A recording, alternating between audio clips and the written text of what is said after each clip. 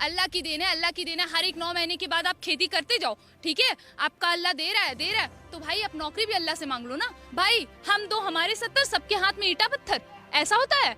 ये तो यही कर रहे हैं भाई। हर मुसलमान जिहादी नहीं होता, पर हर जिहादी मुसलमान होता है। ऐसा क्यों? ये अजमेर शरीफ कहीं वही दरगाह तो नहीं है जहाँ पे कई हिंदू लड़कियों का बलात्कार किया गया था?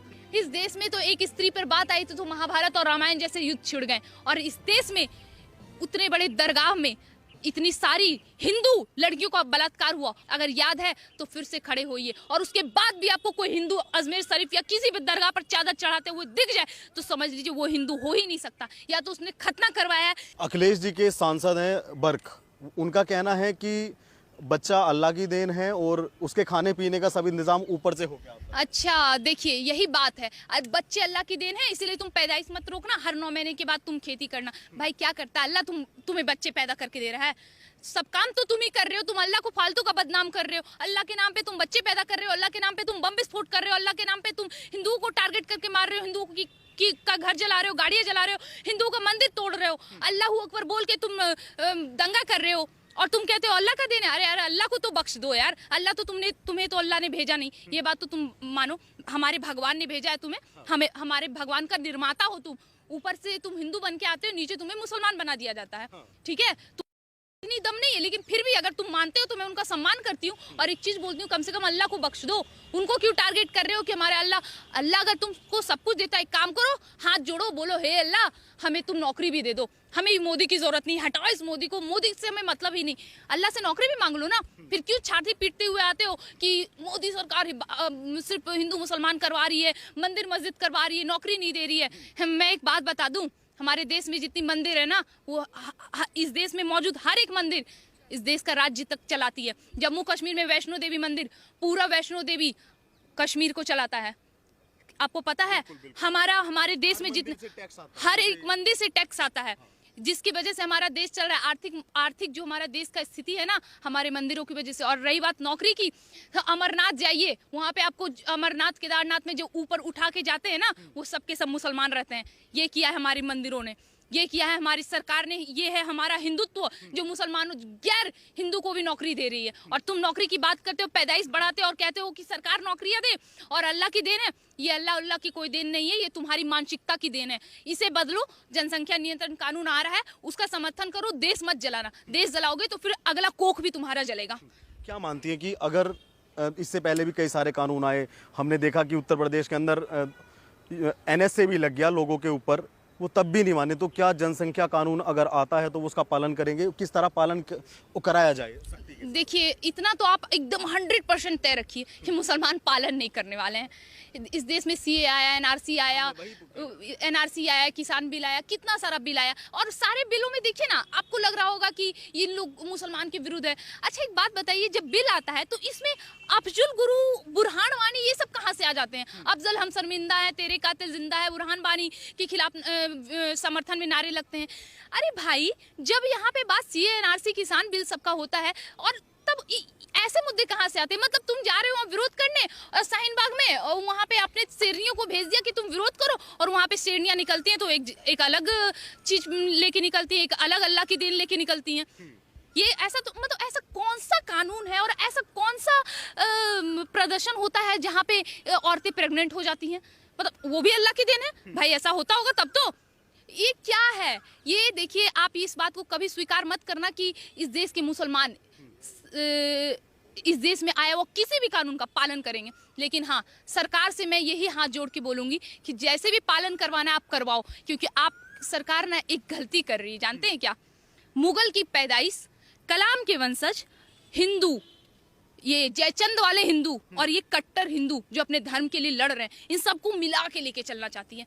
अब पॉसिबल नहीं है, अब काटे जाएंगे, आंख के बदली आंख। अब ये नहीं होगा। अब जितना सहना था, जितना करना था कर लिया। सरकार से हाथ जोड़ की गुजारिश है, जिसको जो सोचना है सोचने दो। सबके सामने अपने आप को महान साबित करना बंद करो और जो देश में कानून आने चाहिए, इस देश के समर्थन में, इस देश को बचाने में, आर्थिक मजबूती के लिए जो भी कानून आने चाहिए आप लाओ, समर्थन तो हम देंगे। और जो समर्थन नहीं करता, आप सरकार हो, आप कुछ भी कर सकते हो, करो अपने पावर का उपयोग। और कैसे इस देश को सुधारना है ये सरकार के हाथ में, और कुछ हम जैसे हिंदुओं के हाथ में, जो हमें खुद करना होगा। इस तरह सरकार को या फिर हम किसी को टारगेट नहीं कर सकते, हमें खुद अपने लिए खड़ा होना होगा। दूसरा सवाल मैं अजमेर की दरगाह पे पूछूंगा, जहाँ पे रोज़ लाखों की संख्या में जाते थे लोग, दरगाह पे मत्था टेकते थे। बॉलीवुड के भी हमने कई सितारे देखे कि अपनी फिल्म आने से पहले वहाँ मन्नत मांगते थे। आज उस दरगाह से ऐसे स्टेटमेंट आना, गर्दन कलम करने के स्टेटमेंट आना, और वहाँ का 90% बिजनेस ठप हो चुका है। क्या कहना चाहेंगे अजमेर दरगाह? देखिए, इतना तो मैं मानती हूँ कि हाँ, बदलाव तो हुआ है। जो हमारे देश में ये माहौल छिड़ रहा है, या हिंदू मारे जा रहे हैं, या आप जिस वजह से बोलो, या भारतीय जनता पार्टी की वजह से बोलो, बदलाव तो आ रहे हैं। हिंदू जागृत तो हो रहे हैं। देखिए क्या है ना कि हिंदुओं के मन में बहुत बहुत सारा कचरा भरा पड़ा है, उसे निकलने में समय लगेगा। उससे समय दीजिए, उस समय, और मुझे भरोसा है अपने हिंदू भाइयों पर कि वो जरूर समझेंगे, हिंदू बहनों पर कि वो लफ्ज़ जिहाद से बचेंगी, और ऐसे सभी चीज़ों, मुसलमान से रिलेटेड हर एक चीज़ों का विरोध करेंगी और इन सब से निकलेंगी।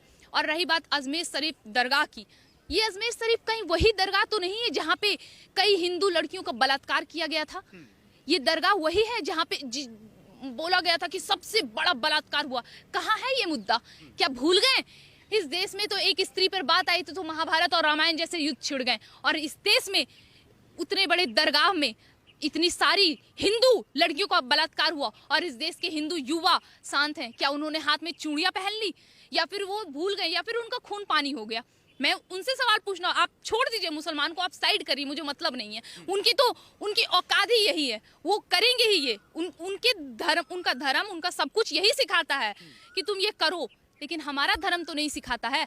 तो कहाँ गए हिंदू? क्यों भूल गए उस चीज को? जिस तरह हमने अपने गुमनाम सिपाही को हम भूल गए ना, भगत सिंह, राजगुरु, सुखदेव, चंद्रशेखर आजाद, सुभाष चंद्र बोस, उन सबको भूल गए ना। ठीक उसी तरह हम ये भी भूल गए कि हमारे देश में किस प्रकार हिंदुओं को मारा गया है, हिंदू बहनों को, हिंदू माताओं को के साथ गलत किया गया है। अजमेर शरीफ में भी वही हुआ था। आज फिर से ये बात उठाए तो मैं फिर से सवाल पूछती हूँ, क्या आप लोगों को याद है कि अजमेर शरीफ में किस प्रकार उन सभी महिलाओं के साथ बलात्कार, दुष्कर्म किया गया था? अगर याद है तो फिर से खड़े होइए, और उसके बाद भी आपको कोई हिंदू अजमेर शरीफ या किसी भी दरगाह पर चादर चढ़ाते हुए दिख जाए तो समझ लीजिए वो हिंदू हो ही नहीं सकता। या तो उसने खतना करवाया है, या तो वो इस देश का कभी नहीं हो सकता, या फिर वो हिंदू के नाम पे कलंक है। वैसे हिंदू, जो हिंदू माताओं, हिंदू बहनों का दुख दर्द ना समझ पाए, उन्हें सेफ ना रख सके, सुरक्षित ना रख सके, उन्हें हिंदू कहलाने का हक नहीं है। ये इस देश में रह के इस तरह के बयान दे सकते हैं ना, दे रहे हैं ना, तो उसका जिम्मेदार भी हम और हमारी सरकार है। चीन जैसे देश में जाके आप देख लें, वहाँ पे मुसलमानों की क्या स्थिति है ना, आप जाके देख लें। किसी और भी कंट्री में जाके देख लें, वहाँ पे मुसलमानों की क्या स्थिति है। इसी देश के मुसलमान को खतरा महसूस होता है, और इसी देश के मुसलमान हिंदुओं को मारते हैं। क्यों? ऐसा क्यों?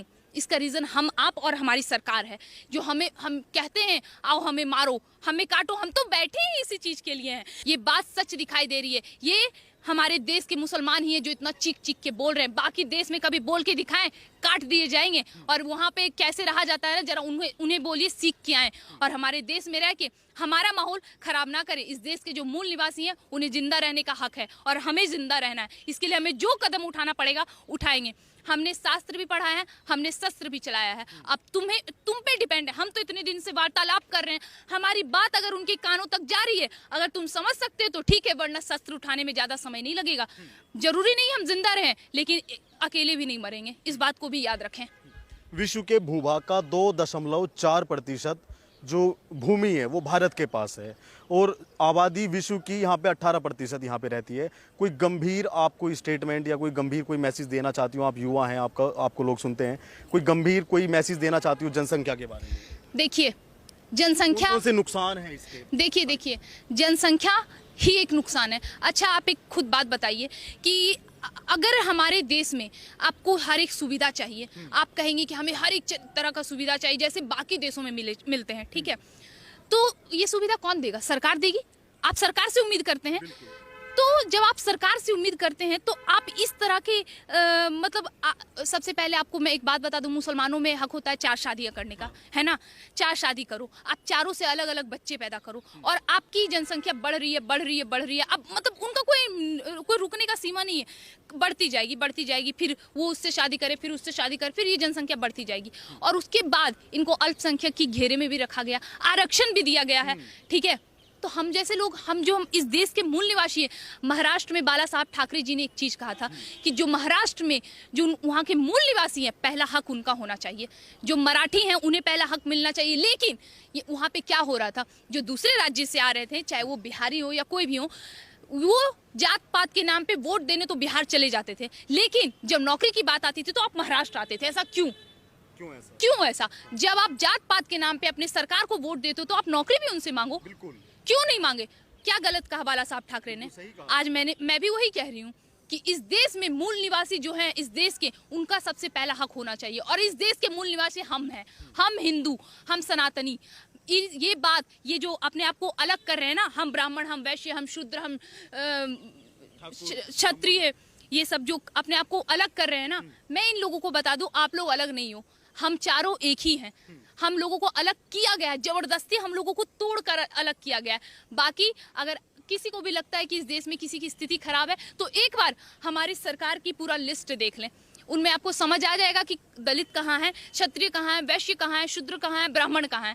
आपको हर एक की स्थिति दिख जाएगी और किसकी क्या स्थिति समझ में आ जाएगी। तो भाई, हमें चाहिए नौकरी, हमें चाहिए रोजगार। हमारे देश में युवाओं में इतना टैलेंट है कि वो ले सकते हैं, लेकिन सरकार भी तो एक नियंत्रण में है ना, वो भी कितने लोगों को देगी? एक सीमित सीमा भी तो होती है। आप अगर इस तरह से जनसंख्या बढ़ाए जाओगे, और इनमें क्या भाई, हम दो हमारे 70, सबके हाथ में ईंटा पत्थर, ऐसा होता है? ये तो यही कर रहे हैं भाई। हर मुसलमान जिहादी नहीं होता, पर हर जिहादी मुसलमान होता है। ऐसा क्यों? ऐसा क्यों? फिर क्यों आप हर दिन इस तरह से इनका जनसंख्या नियंत्रण रोकना नहीं है? क्यों नहीं रोकना है? अगर रोक देंगे तो भाई हमारा यही रुक जाएगा, हमारा ये हिंदू राष्ट्र बन जाएगा। इनके दिमाग में इस तरह की ख्याल है, ठीक है। और ये मुसलमान हमारे देश में है, अगर इनकी जनसंख्या नियंत्रण में, योगी सरकार जी ने भी यही कहा कि किसी विशेष समुदाय, उन्होंने किसी का नाम नहीं लिया, लेकिन उन्हें समझ में आ गया, शफीकुर रहमान को समझ में आ गया कि भाई हमें कहा जा रहा है। उनका बयान तुरंत आ गया। उन्होंने तो ये नहीं कहा कि मुसलमान, उन्होंने तो नहीं कहा, लेकिन उन्होंने खुद कह दिया कि हमें टारगेट किया जा रहा। इस देश में जनसंख्या नियंत्रण ना होने से जितना नुकसान है ना, उसका हम और आप बैठ के यहाँ अंदाजा भी नहीं लगा सकते हैं। क्योंकि हमें क्या, हमें तो चार कोठली मिल गए, मतलब घर मिल गए, खाना पीना मिल रहा है, अच्छी खासी टैलेंट है, आप जॉब कर ले रहे हैं, बात कर ले रहे हैं, हम अपनी पढ़ाई लिखाई करेंगे, उससे ज़्यादा हमें कोई मतलब नहीं है। पर ये जनसंख्या जो आए दिन बढ़ी जा रही है, उससे हमें नुकसान है, हमें बहुत ज़्यादा नुकसान है। ये देश, ये बात हमारे देश में ना सिर्फ मुसलमान बल्कि हिंदुओं को समझना चाहिए। जो हिंदू इन मुसलमानों के समर्थन में उतरे हैं, इन्हें ये पैदाइश रोकनी पड़ेगी, अब रोकनी पड़ेगी। क्योंकि अब हम अपने देश को इस तरह टूटने नहीं देंगे। जो हमारे देश में जनसंख्या बढ़ा के, पॉपुलेशन बढ़ा के, पॉल्यूशन बढ़ा रहे हैं ना, इसे अब रोकना पड़ेगा। क्योंकि हमें जिंदा रहना है और इस देश को आर्थिक स्थिति से मजबूत बनाना है। और ये मेरे और आपके हाथ में है, हम सबके हाथ में।